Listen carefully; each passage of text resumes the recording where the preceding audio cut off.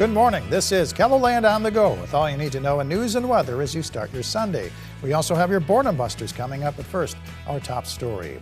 A weekend powwow on the Pine Ridge Reservation has resumed following a shooting that sent a man to the hospital. Investigators say a 57-year-old man was shot multiple times late Friday night during a fight with another man on the powwow grounds. The man was airlifted to a Rapid City hospital where he's in serious but stable condition. Authorities have arrested a suspect. All Friday night events were shut down for safety reasons following the shooting, but the powwow resumed Saturday and will continue today.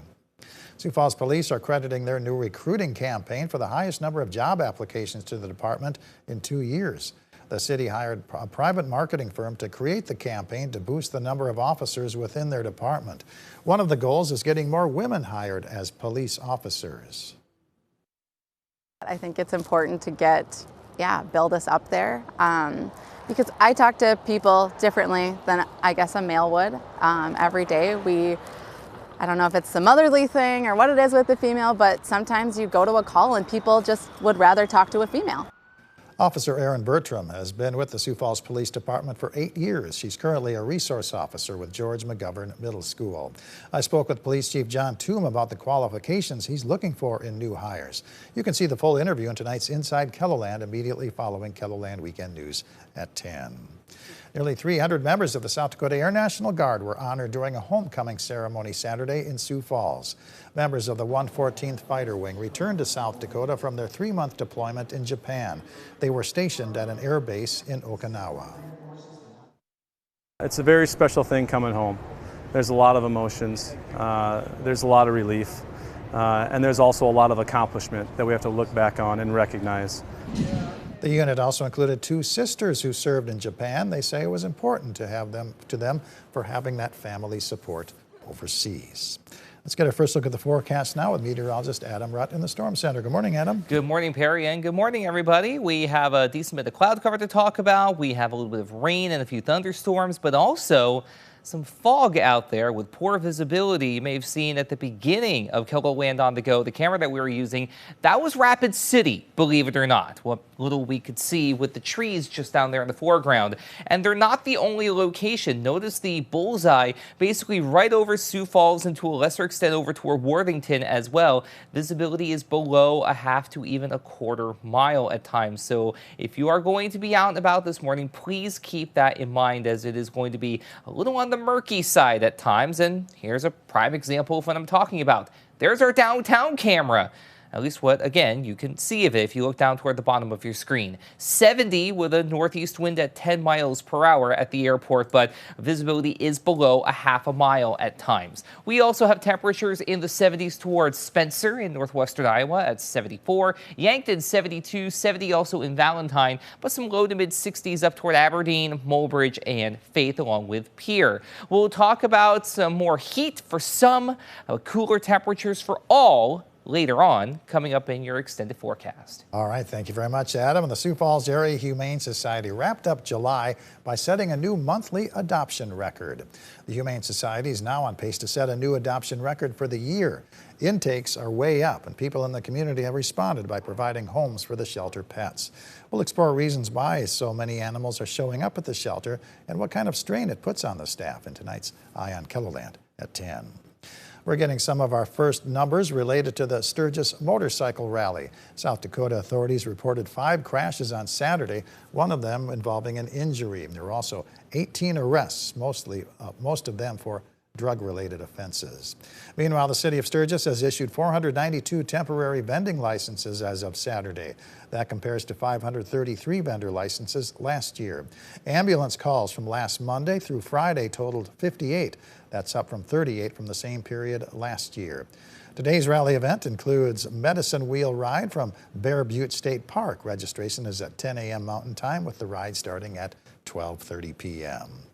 Musical entertainment at the rally includes Travis Tritt at the Buffalo Chip Campground, Slaughter at the Full Throttle Saloon, the El King at the Iron Horse Saloon, and Arcana Kings at the Harley Davidson Rally Point. Activities at the WH Land Fairgrounds include an open breeding cattle show at 10 a.m., carnival rides and games starting at noon, a kids pedal pull, plus cow milking demonstrations at 2 p.m. The Neo Johnsons performing on the front porch at 4 and 5 p.m. and the grandstand entertainment features Jody Messina with Ashley Wineland starting at 7:30 p.m. Fair admission is $10, $5 for children, and free for ages 5 and under. The grandstand show is free with a paid admission. And the Washington High School Alumni Choir is presenting a concert at the Washington Pavilion. The concert features Dion Peterson Belling, who was the Washington High School conductor from 1975 to 1991. The performance is at 2 p.m. in the Mary W. Summerbolt Hall. Adam? I mentioned we do have the potential for more heat today. It is mainly down to the southwest. Heat advisories are in place in orange as far east as Jackson County, over to Rapid City on the I-90 corridor in Pennington County, eastern Custer County, and then the entirety of Fall River and Oglala Lakota counties through the evening. Heat indices may reach and exceed 100 to 105. So please be mindful of this if you have any outdoor plans. While we don't have heat advisories over toward the Sturgis area, still likely going to be a pretty warm day out there as well. So keep that in mind as you go about the day. To the northeast, however, it's going to be a different story. We are not going to be anywhere near as hot, though we are dealing with a few other things this morning. Some showers and a couple of thunderstorms in a line extending near Pierre, right in between Pierre and Mulbridge and the Eagle Butte, and then up into Perkins County, south and east of Bison. Also worth noting, red flag warnings for extreme southwestern South Dakota for the day. Please be mindful with any outdoor heat sources as well. These showers and thunderstorms, the latter of which are sub-severe in nature, will continue to move on down to the east and eventually southeast over the course of the morning and into the afternoon. Later this evening and overnight, we could see some redevelopment of some thunderstorms with a marginal risk level 1 in place in green for Harding County up toward Buffalo, and then basically up and down the I-29 corridor, then all points east into Minnesota as well as northwestern Iowa. Wind and hail are going to be the main concerns with any storm that is able to get its act together. So keep that in mind. Here's Futurecast. You'll see those showers and thunderstorms develop later in the day and then linger as we head into the night and the early morning hours of Monday. Speaking of Monday, notice where all that heavier rain is, close to the South and North Dakota border respectively. We'll see if that wobbles north or south as we go into the first portion of the start of your work week. We'll watch that as well as the potential for additional showers and thunderstorms as we head later into the week. So there's Monday, there goes Monday night. Tuesday we get a small break before Wednesday and Thursday come around. And you see those shower and thunderstorm chances coming back into the picture as we head into the end of the week. What this doesn't show is how cool it's going to get. We're going to be talking about high temperatures a decent bit below average for this time of year. Not today, though, if you're in the southwestern portion of the region, 90s to around 100, 70s and low 80s, though, to the northeast, and along a frontal boundary will split the difference from Faith through Pierre into Mitchell, Sioux Falls, and northwestern Iowa. Now, if this wobbles at any point, that's going to dictate who sees what along the boundary. So just keep in mind, along that front, it's going to be a thread the needle sort of situation with our temperatures today. Lows tonight in the 60s to around 70. We'll have additional showers and thunderstorms to keep an eye on.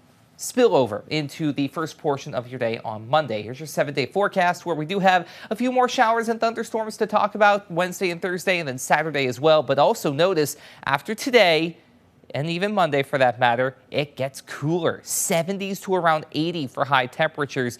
That's going to be anywhere from 5 to 10 degrees below average for this time of year. Same rules apply for Aberdeen, 81 today, but a cooler 70 on Monday with more cloud cover and that better chance for rain. We'll stay in the 70s going into the end of the week with a few more thunderstorm chances, primarily Wednesday. For Pierre, today and Tuesday are mainly dry. Today also around 90, but then you have daily pop-up thunderstorm chances Wednesday and then going into Saturday as well with those highs again in the 70s. Last but not least, in Rapid City, outside of Monday, which is looking like a pretty nice day, it is a daily opportunity for pop-up showers and thunderstorms with right now Wednesday, Thursday, and Friday holding the best opportunity. I don't want to overlook how hot it's going to be today out west as well with a high around 100. So please stay hydrated and stay cool if you are out west. Have a great day, everybody. For more of your local news, weather, and sports, you can always head on over to KELOLAND.com.